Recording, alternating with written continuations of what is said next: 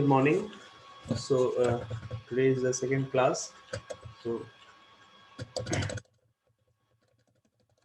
जैसे मैंने last class में बताया था कि हम लोग यूनिट 2 को स्टार्ट करेंगे. यूनिट 2 में बेसिकली क्या है, इलेक्ट्रिकल डिज़ाइन और characteristic of overhead transmission line है. ठीक है. तो बेसिकली क्या है कि हम लोग को ट्रांसमिशन लाइन का डिज़ाइन करना है. तो डिज़ाइन करने के लिए हमें ultimately impedance current rating find करना है. तो इम्पीडेंस कैलकुलेट करना होगा ट्रांसमिशन लाइन का. तो बेसिकली इम्पीडेंस कैलकुलेट करने के लिए सबसे पहले आपको लाइन पैरामीटर्स को समझना होगा और कैलकुलेट करना होगा.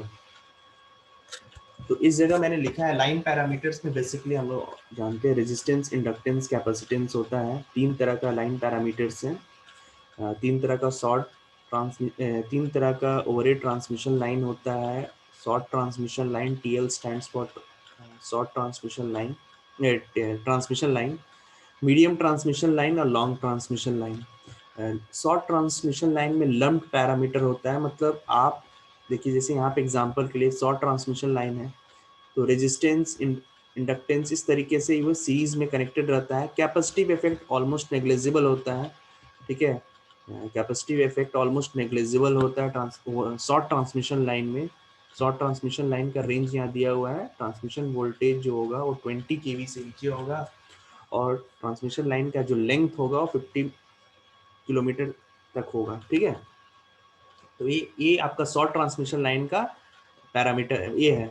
स्पेसिफिक ये है कि शॉर्ट ट्रांसमिशन लाइन 20 kV से कम रहेगा और 50 किलोमीटर से तक रहेगा, उसको शॉर्ट ट्रांसमिशन लाइन कहेंगे. क्योंकि ट्रांसमिशन लाइन वोल्टेज काफ़ी कम है, इस वजह से क्या होता है, कैपेसिटिव इफेक्ट जो चार्जिंग करंट फ्लो करता है वो ऑलमोस्ट नेग्लिजिबल होता है आपका इसके तुलना में, जो करंट फ्लो कर रहा है उसके तुलना में. ठीक है. इसीलिए कैपेसिटिव इफेक्ट को इंडक्टिव इफेक्ट की तुलना में कैपेसिटिव इफेक्ट काफ़ी छोटा हो जाता है, इसीलिए इसको नेग्लेक्ट कर देते हैं शॉर्ट ट्रांसमिशन लाइन में. ठीक है. अब देखिए, लम्प्ड कॉन्सेप्ट का मतलब ये हो गया, लम्प्ड कॉन्सेप्ट का मतलब हो गया कि ये जो रेजिस्टेंस है इसको एक इक्विवेलेंट से हम रिप्रेजेंट कर सकते हैं और जितने भी इंडक्टर है सबको एक इक्विवेलेंट से रिप्रेजेंट कर सकते हैं. इसको लम्प्ड कॉन्सेप्ट बोलते हैं. तो लम्प्ड कॉन्सेप्ट मेरा कहाँ कहाँ रहता है, शॉर्ट और मीडियम में रहेगा. लॉन्ग ट्रांसमिशन लाइन में ऐसा नहीं कर सकते हम लोग. ठीक है. क्योंकि लॉन्ग ट्रांसमिशन लाइन में जो रेजिस्टेंस, इंडक्टेंस और कैपेसिटिव इफेक्ट जो आएगा उसमें यू कैन नॉट, ये भी एक क्या है ना, अप्रोक्सीमेशन है. लंप्ड भी हम लोग कर रहे हैं तो अप्रोक्सीमेशन है, पर लॉन्ग ट्रांसमिशन लाइन में ये अप्रोक्सीमेशन नहीं ले सकते. ठीक है. क्योंकि वेरिएशंस बहुत ज़्यादा होता है. जो नेट इक्विवेलेंट रेजिस्टेंस होता है वो R1 प्लस R2 के तुलना में, सभी को ऐड कर दीजिए लीनियर, उसके तुलना में क्या होता है, बहुत ज़्यादा चेंज होता है. इसीलिए हम लोग लम्प्ड कॉन्सेप्ट सिर्फ शॉर्ट ट्रांसमिशन लाइन और मीडियम ट्रांसमिशन लाइन में लेते हैं, लॉन्ग ट्रांसमिशन लाइन में नहीं लेते. इसमें कंटिन्यूस फॉर्म होता है, इसलिए इसमें रिगोरियस मेथड यूज़ किया जाता है. तो ये बेसिक है. देखिए, रेजिस्टेंस, इंडक्टेंस सब सीरीज में कनेक्टेड है. ये हमारा सेंडिंग एंड वोल्टेज हो गया और ये हमारा रिसीविंग एंड वोल्टेज, ये इम्पीडेंस हो गया जो है. या मैंने एक फेज का दिखाया, इसी तरीके से तीनों फेज का रहेगा, आर वाई बी तीनों का रहेगा. ठीक है. कैपेसिटी इफेक्ट नेग्लिजिबल होता है शॉर्ट ट्रांसमिशन लाइन में. नेक्स्ट आता है medium transmission line. Medium transmission line में बेसिकली क्या है कि देखिए, इसमें ट्रांसमिशन लाइन वोल्टेज जो रेंज है वो 20 kV से 100 kV तक रहता है और लेंथ ट्रांसमिशन लाइन का 50 किलोमीटर से 150 किलोमीटर रहेगा. और इसमें कैपेसिटिव इफेक्ट आ जाता है. जैसे मैंने आपको बताया कि कैपेसिटिव इफेक्ट जैसे चार्ज ट्रांसमिशन लाइन वोल्टेज, जो वोल्टेज है वो बढ़ जाएगा तो क्या होगा, चार्जिंग करंट भी बढ़ेगा. तो क्या है कि मीडियम में अब इसको नेग्लेक्ट नहीं कर सकते हम. इंडक्टिव के इफेक्ट में कैपेसिटिव को नेग्लेक्ट नहीं किया जा सकता है, इसीलिए मीडियम ट्रांसमिशन लाइन में कैपेसिटिव इफेक्ट को लेते हैं. ठीक है. अब इसको आपका इसको सिंप्लीफाई करने के लिए या इसको कैलकुलेट करने के लिए बेसिकली तीन तरह का मेथड यूज होता है. And condenser method, nominal T method, nominal pi method. ये सारा चीज़ हम लोग जब इसके आरएलसी हम लोग कैलकुलेट कर लेंगे ट्रांसमिशन लाइन का, फिर एबीसीडी पैरामीटर के पहले हम लोग ये तीन तरह का ट्रांसमिशन लाइन को पढ़ेंगे. ठीक है. हम लोग एबीसीडी पैरामीटर जो यूज करेंगे इम्पीडेंस निकालने के लिए वो हम लोग कंडेंसर मेथड, टी मेथड और नॉमिनल पाई मेथड तीनों का रिस्पेक्ट में देखेंगे। ठीक है, नेक्स्ट आता है हमारा long transmission line. So long transmission line का क्या है, वोल्टेज रेंज जो है वो 100 kVA से ऊपर रहता है। ठीक है, और ट्रांसमिशन लाइन जो वोल्टेज किलोमीटर होगा वो मोर देन 150 किलोमीटर, तो ये लॉन्ग ट्रांसमिशन लाइन हो गया। इसमें भी रेजिस्टेंस, इंडक्टर, कैपेसिटेंस इस तरीके से कनेक्टेड रहता है। ये हो गया सेंडिंग एंड वोल्टेज, ये हो गया रिसीविंग एंड वोल्टेज, ये इम्पीडेंस हो गया, लोड हो गया। मैंने एक फेज का बनाया है, इसी तरीके से तीनों फेज का रहेगा। ठीक है, कैपेसिटिव इफेक्ट इसमें कंसिडरेबली काफी ज्यादा रहता है, charging high charging current flow करता है। ठीक है, देखिए एक चीज मैं आपको यहाँ पे नहीं बताया हूँ, ये तीनों में मैंने यहाँ चार्जिंग जो सी है वो ground, this is the ground and this is, आप अगर इसको ग्राउंड ले रहे हैं तो ये लाइव वायर और ग्राउंड के बीच हो गया। अगर ये दो फेज ले रहे हैं तो ये जो सेंडिंग एंड वोल्टेज हो गया, लाइन जो सेंडिंग एंड वोल्टेज है, अगर आप इसको लाइन के फॉर्म में लीजिएगा तब ये दो फेज हो गया। ठीक है, ये दो फेज हो गया, ये दो फेज के बीच में भी कैपेसिटिव इफेक्ट मैंने बताया था आता है। ठीक है, अगर आप इसको ग्राउंड ले रहे हैं इस पॉइंट को, उस केस में ये sending end voltage phase voltage के रूप में रहेगा। ठीक है, और ये लाइव वायर और ग्राउंड के बीच में कैपेसिटिव इफेक्ट आएगा। तो एक तो सिंपलीफाइड हम लोग देख रहे हैं, तो इसीलिए मैंने यहाँ पे C1 लिया है। जो C1 है वो ग्राउंड का होगा कि लाइव वायर और ग्राउंड के बीच में होगा, कि दो लाइव वायर के बीच में होगा, ये डिपेंड करेगा कि हम लोग सेंडिंग एंड वोल्टेज क्या लिए। रियल में दोनों रहता है, दोनों का समेशन रहेगा। ठीक है, समेशन लीनियर समेशन नहीं रहेगा।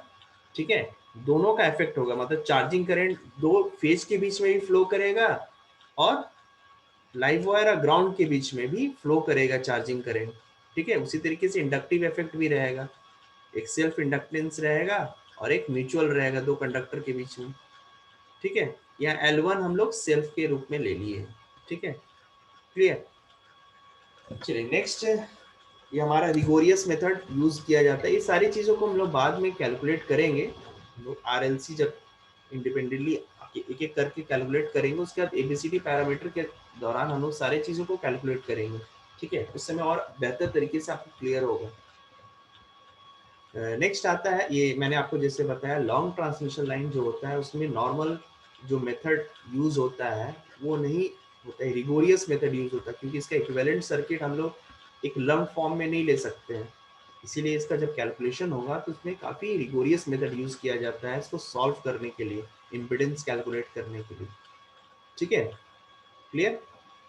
चलिए नेक्स्ट आता है एनालिसिस में आते हैं हम लोग। पहले हम लोग कैलकुलेट देखेंगे रेजिस्टेंस कहाँ रहता है। तो रेजिस्टेंस क्या है, basically opposition offered to the current flow. Wire है, वायर में रेजिस्टेंस रहेगा।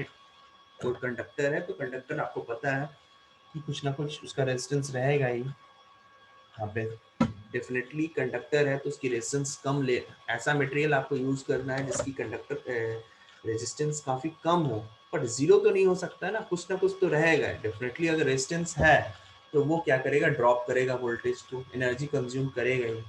ठीक है, तो नेक्स्ट है हम लोग जब पैरामीटर्स निकालते हैं रेजिस्टेंस पैरामीटर, तो उसमें हम लोग देखते हैं क्या क्या फैक्टर्स पे डिपेंड करता है ये। तो रेजिस्टेंस किस फैक्टर पे डिपेंड करेगा, this is the rho, this is L and this is A. So rho L by A, rho L by A क्या हो गया, ये रेजिस्टेंस हो गया। जहाँ रो क्या है, रेजिस्टिविटी ऑफ द कंडक्टर है, जो मटेरियल पे डिपेंड कर रही है और एटमॉस्फेरिक कंडीशन पे। एटमॉस्फेरिक कंडीशन मतलब टेम्परेचर, प्रेशर, ह्यूमिडिटी। ठीक है, और मटेरियल क्या है, copper, aluminium.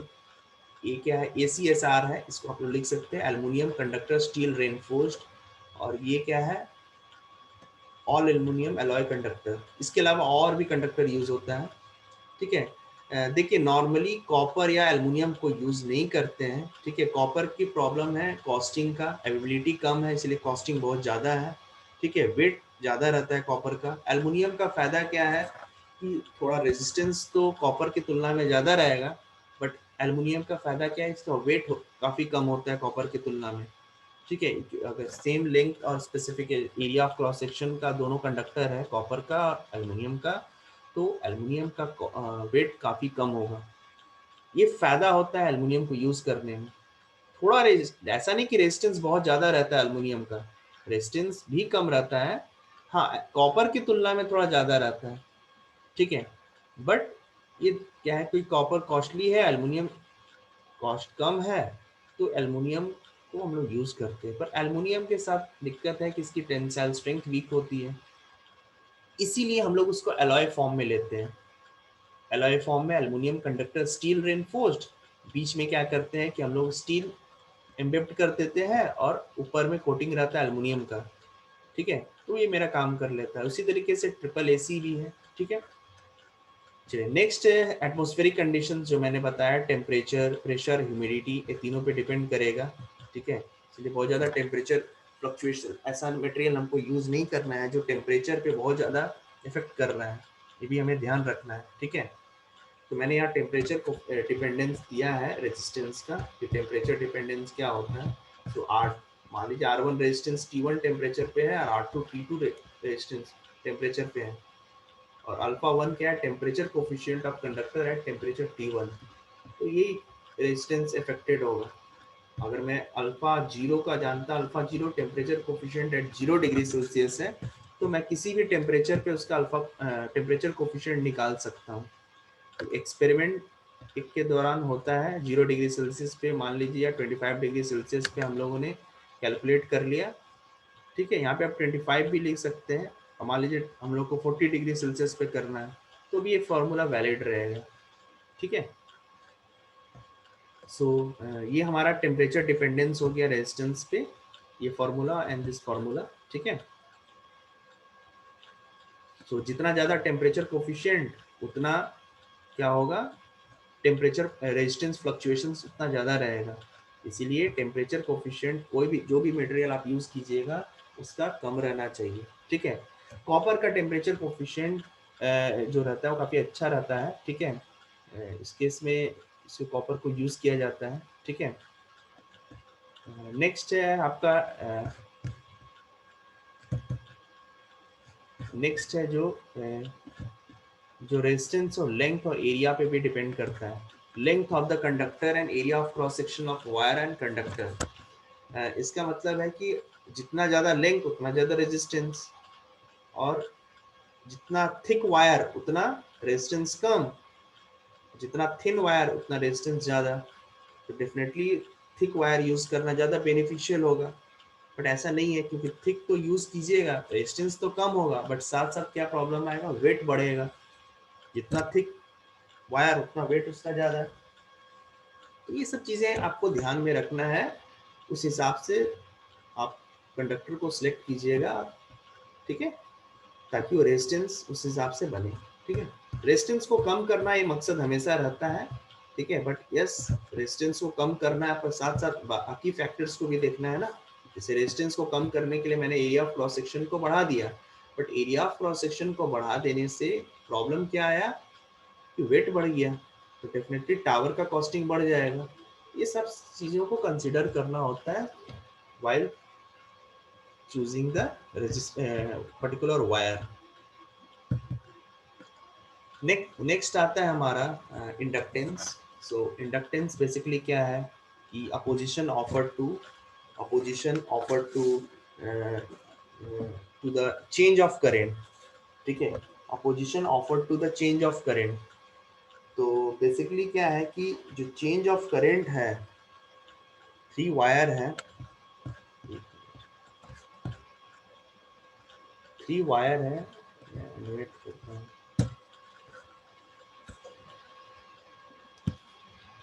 we have a three wire RYB, this is R, this is Y, and this is B. Okay, so देखिए, जब करंट फ्लो करेगा चेंज होगा, क्योंकि आपको पता है चेंजिंग नेचर है ना,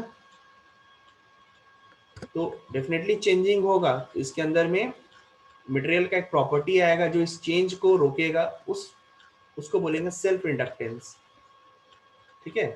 सेल्फ, खुद के चेंज को रोक रहा है, उसको सेल्फ इंडक्टेंस बोलेंगे।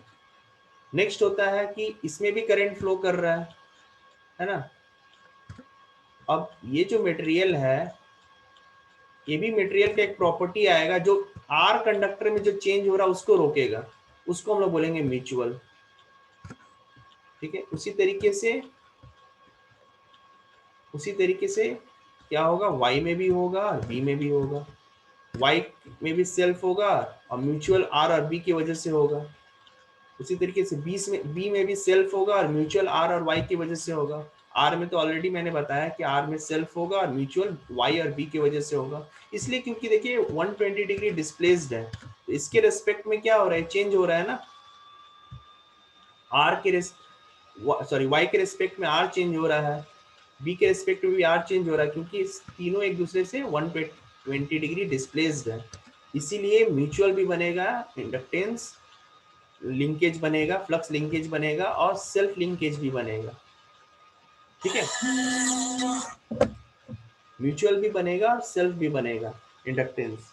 ठीक है, सो नेक्स्ट हमारा कैपेसिटेंस हो गया। तो इंडक्टेंस कहाँ कहाँ रहेगा, दो ट्रांसमिशन लाइन के बीच में रहेगा, एक सेल्फ रहेगा, खुद के कंडक्टर के करंट में चेंज हो रहा है, तो मटेरियल का प्रॉपर्टी आएगा जो इस चेंज को रोकेगा। तो सेल्फ भी रहेगा, साथ साथ म्यूचुअल वाई और बी की वजह से रहेगा।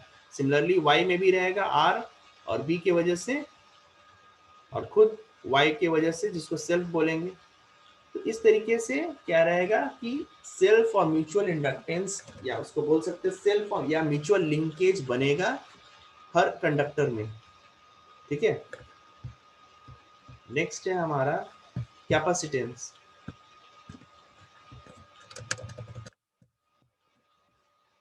नेक्स्ट है हमारा कैपेसिटेंस।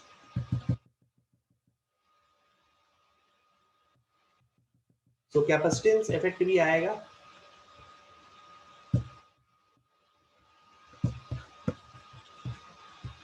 कैपेसिटिव इफेक्ट आएगा ट्रांसमिशन लाइन में।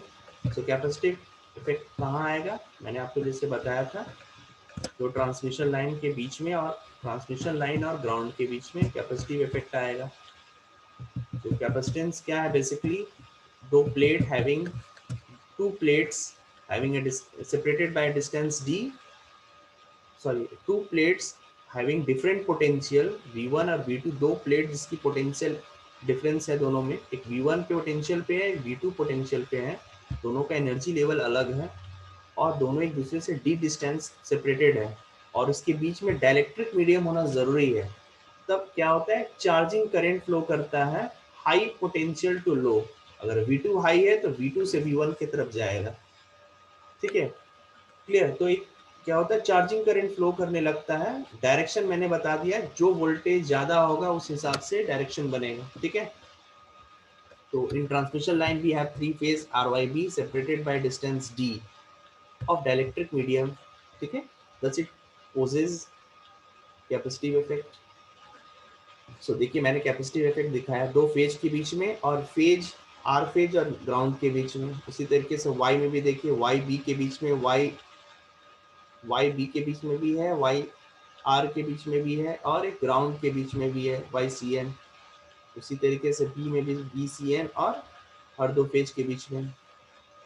तो capacitive exist between any two phase and between any phase and the ground. ये कैपेसिटिव इफेक्ट इस तरीके से ट्रांसमिशन लाइन में भी आ जाते हैं। नेक्स्ट हमारा है हेडिंग कैलकुलेशन ऑफ इंडक्टेंस। ठीक है, इंडक्टेंस हम लोग कैलकुलेट करेंगे ट्रांसमिशन लाइन का। ठीक है, जो कि मैं नेक्स्ट क्लास में इसको डिस्कस करूंगा। Thank you.